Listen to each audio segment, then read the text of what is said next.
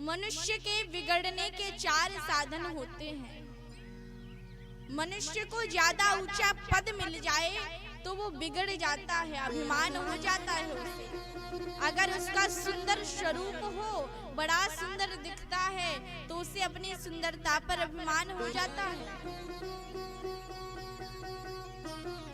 अगर उसकी बहुत बड़ी युवावस्था है, वृद्ध नहीं हो रहा जल्दी, युवा है, तो उसे उस पर अभिमान हो जाता है।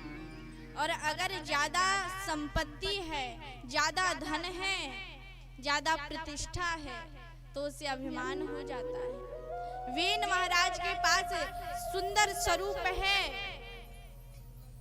युवावस्था है, ज्यादा संपत्ति है, बड़ा ऊंचा पद है, लेकिन संतों का अपमान करता है। ब्राह्मणों के प्रति निष्ठा नहीं रखता, यज्ञ नहीं करता, धर्म का कार्य नहीं करता। संतों ने समझाया लेकिन नहीं माना, तो संतों के श्राप से उसकी मृत्यु हो गई। वेन के शरीर को मंथन किया गया तो वेन के शरीर में से भगवान का प्राकट्य हुआ। राजा पृथु महाराज का प्राकट्य हुआ। पृथु की पत्नी है अर्ची। पृथु जी ने सोचा, संसार में जब ज्यादा पाप करता है मनुष्य, तो उसी के अनुसार उसे फल भोगना पड़ता है। पृथु महाराज के राज्य में जितना अन्न उगाते थे उतना मिलता नहीं था। तभी पृथ्वी मैया को मारने के लिए दौड़े राजा पृथु, तो पृथ्वी ने गाय का रूप ले लिया। कहते हैं गाय को कभी मत मारो, गाय माता है, गाय अवध्या होती है, गाय को कभी मारना नहीं चाहिए। पृथु जी रुक गए। माता पृथ्वी गाय का स्वरूप लेकर बोली कि आपके प्रजा अगर यज्ञ करने लगे, भगवान का नाम का उच्चारण करने लगे, सुंदर कर्म करने लगे, तो उसे उसी के अनुसार फल मिलेगा। पृथु महाराज ने कहा ठीक है। बहुत पुण्य करने लगी उनकी प्रजा, तो उसी के अनुसार उसे फल मिलने लगा। पृथु महाराज ने सोचा कि हम यज्ञ करें। अगर जो व्यक्ति 100 यज्ञ करता है तो उसे इंद्र की पदवी मिल जाती है।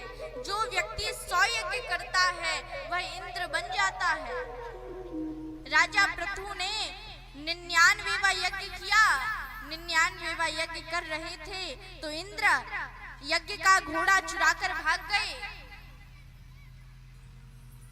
पृथु जी ने सोचा इंद्र को डर है कि कहीं मैं इंद्र ना बन जाऊं, तो पृथु जी ने 99वां ही यज्ञ किया।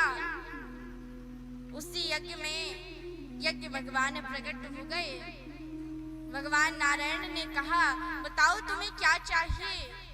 पृथु जी ने कहा मांगता वो है जिसके पास कुछ होता नहीं, मेरे पास तो सब कुछ है, मुझे कुछ नहीं चाहिए। भगवान ने कहा कुछ तो मांगो। पृथु जी ने कहा प्रभु अगर आप देना चाहते हो तो केवल यही दे दो कि आपकी कथा सुनने के लिए मेरे दोनों कानों में 10,000 कानों की शक्ति आ जाए। भगवान ने कहा ये क्या मांगते हो? मनुष्य तो इन 2 कानों से ही परेशान है, 2 कानों का ही सदुपयोग नहीं कर सकता, तुम 10,000 कान मांग रहे हो।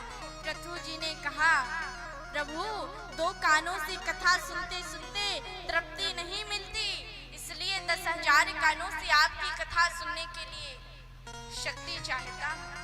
भगवान ने आशीर्वाद दे दिया। पृथु जी कहते हैं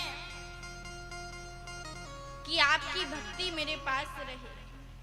भगवान उन्हें आशीर्वाद देकर अंतर्ध्यान हुए। पृथु जी के पुत्र का नाम है अंतर्ध्यान। अंतर्ध्यान के बेटा हुए हविर्धान। हविर्धान के बेटा है प्राचीन वरही। उन्होंने भी बहुत यज्ञ किए, लेकिन यज्ञ का जो सामग्री होती है, जवा, लकड़ी, तिल, जौ,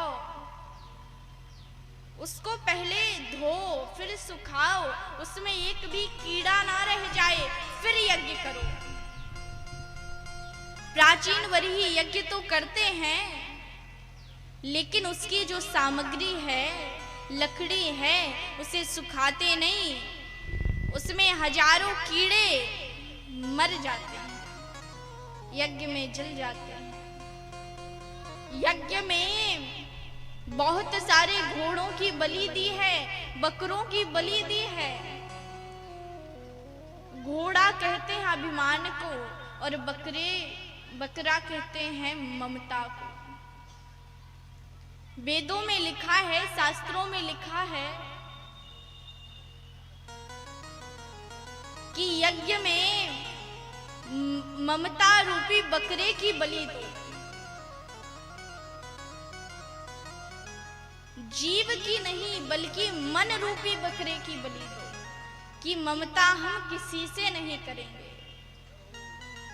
और घोड़े रूपी अभिमान की बलि दो, ना कि जीव की बलि दो। वेदों की भाषा इतनी कठिन है कि कोई भी व्यक्ति आसानी से समझ नहीं पाता। और प्राचीन वरीही भी नहीं समझ पाए, बहुत सारे जीवों की हत्या करते हैं। नारद जी आज उनके यज्ञ में आए, प्राचीन वरीही ने कहा, बहुत कृपा हुई आप आए हो। नारद जी के नेत्र सजल हो गए, कहा, तुमने यज्ञ तो किया है, लेकिन हजारों पशुओं की बलि दी है। जरा आकाश में देखो। जैसे ही आकाश में देखा राजा प्राचीन वरीही ने, बहुत सारे जीव जंतु जिन घोड़ों की बलि दी थी, जिन बकरों की बलि दी थी, वह आकाश से देखते हैं, ये सभी गिन गिन कर बदला लेंगे। राजा प्राचीन वरीही ने कहा, समझ में नहीं आया। तब नारद जी ने एक बड़ा सुंदर उपाख्यान कहा, जिसका नाम है पुरंजन आख्यान। ना ज्ञातुम यह सह अविज्ञातः। एक पुरंजन नाम का राजा था। पुरंजन के सखा का नाम था अविज्ञात। अविज्ञात कहते हैं जो किसी के द्वारा जाना नहीं जाता, उसका नाम है अविज्ञात। पुरंजन राजा अपने अविज्ञात सखा को साथ में लेकर सुंदर नगर की तलाश में दक्षिण दिशा की ओर निकला। तब हिमालय की दक्षिण दिशा में उसने 9 मंजिलों वाला एक महल देखा। यही महल हमारा शरीर है। गीता में लिखा है, 9 द्वारे पुरे देहि। 9 द्वारों का हमारा शरीर है।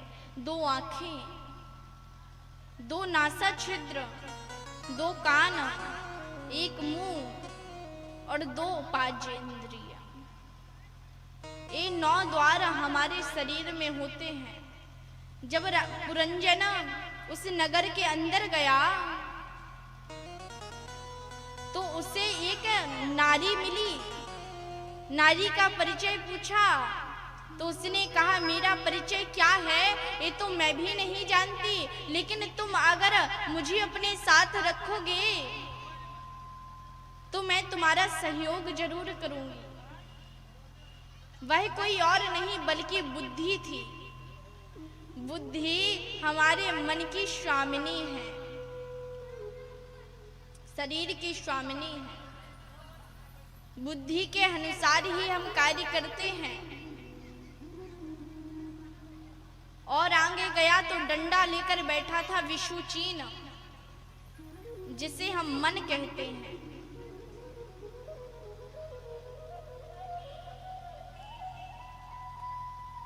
पुरंजन ऐसा वश में हो गया बुद्धि के, पुरंजनी के, कि वो खाता तो वो खाती, वो सोती तो वो सोता, वो हंसती तो वो हंसता, वो रोती तो वो रोता, पूरा वश में हो गया पुरंजन नाम का जीव बुद्धि के। रात्रि में सब सो जाते हैं, लेकिन 5 फड़ का नाग हमारे शरीर की रक्षा करता है। अगर ये सो गया तो घर वाले भी कहेंगे जल्दी बाहर निकालो। पंच प्राण कहते हैं जिसे हम, प्राण अपान उदान समान व्यान। ये पंच प्राण हमारे शरीर की रक्षा करते हैं। नगर के समक्ष रहता है चंडवेग, राजा चंडवेग, जिसे हम काल कहते हैं। काल ने 720 गंधर्व और गंधर्वियों को लेकर नगर पर चढ़ाई कर दी, लेकिन पंच प्राण जो पंच फड़ का नाग है वो लड़ता रहा, अपने शरीर रूपी महल को लुटने नहीं दिया। काल ने देखा, चंडवेग ने देखा कि ये नगर तो लुटता ही नहीं, तो कहा, अपनी पुत्री को बुलाया जिसका नाम है जरा। जरा कहते हैं बुढ़ापे को। अब देखिए, बूढ़ा होना कोई चाहता है क्या? लेकिन बुढ़ापा खुद आ जाता है, पता ही नहीं चलता कब बुढ़ापा आ गया।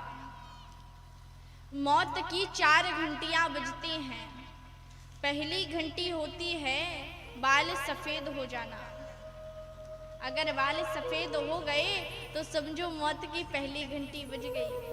मृत्यु देवी कहती हैं, बड़ा सुगंधित तेल लगाया था, बड़ी जुल्फे निकाली थी, अब तो बुढ़ापा आ गया, अब तो माला को हाथ में ले लो।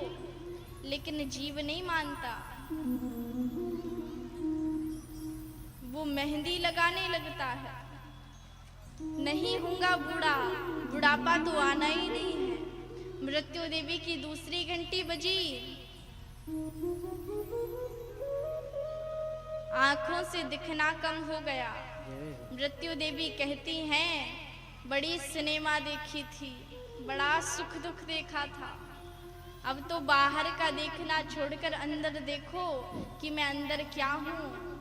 लेकिन जीव नहीं मानता, चश्मा लगाने लगता है। चश्मे की टेक्नोलॉजी तो पुरानी हो गई, आंखों में लेंस लगवा लेता है, आंखों में ही फिटिंग हो जाती है। जीव नहीं मानता। मृत्यु देवी की तीसरी घंटी बजती है, 32 दांत निकलकर बाहर आ गए। मृत्यु देवी कहती हैं, बड़े मिर्च के पकौड़े खाए थे,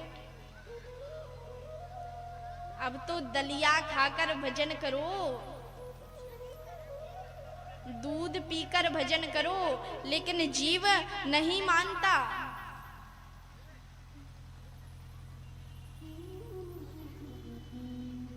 दांतों में फिटिंग करवा लेता है, दांतों का सेट लगवा लेता है। बूढ़ा नहीं हूंगा, भजन नहीं करूंगा। मृत्यु देवी की चौथी घंटी क्या बजी? कमर 3 जगह से टेढ़ी हो गई। मृत्यु देवी कहती हैं, बड़े सीना तान कर चलते थे, मैं सेठ हूँ, मैं व्यापारी हूँ, मैं ब्राह्मण हूँ, मैं पंडित हूँ। लेकिन अब तो कमर टेढ़ी हो गई, अब तो सीताराम सब में देखकर झुकना सीखो। लेकिन जीव नहीं मानता। चैवन प्रास खाना शुरू कर देता है, केसरी जीवन खाना शुरू कर देता है, बुढ़ापा नहीं आने दूंगा। 4 घंटियों के बाद भी जीव नहीं मानता, तो 5वां तो फिर घंटा बजता है।